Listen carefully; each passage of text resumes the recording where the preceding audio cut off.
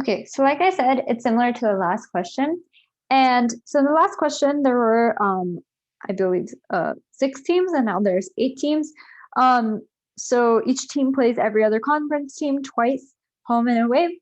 So we would do the case 8.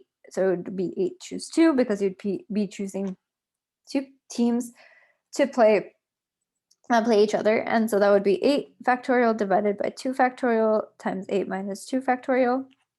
And then it's 8 times 7 times 6 times 5 times 4 times 3 times 2 times 1. Note that this is actually 6 factorial.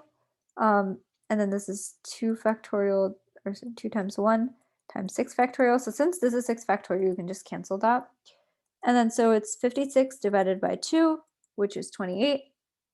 And there's 28 ways of pairing teams up. But then remember that there are 2 games that are played against each other. So it's 28 times 2, so 56 games within the conference. And then non-conference teams. So each team also plays 4 games against non-conference. So there are 8 teams, and they play 4 against each non-conference teams. So that's 32 total. So that's 2 cases. And then so it's 56 plus 32, which is 88 games.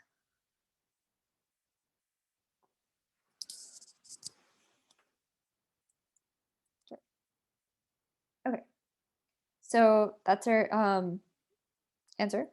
So it's like really straightforward once you have done the previous example. Okay. Next question. Samantha lives 4 blocks west and 1 block south of the southwest corner of City Park. Her school is 2 blocks east and 2 blocks north of the northeast corner of City Park. On school days, she bikes on streets to the southwest corner of City Park.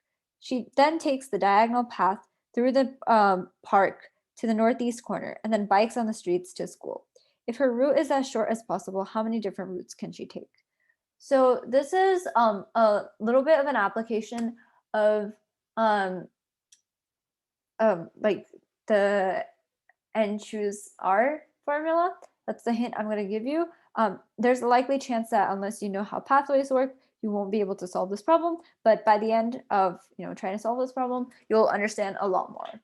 So I'll let you guys try it, and then we'll come back and discuss.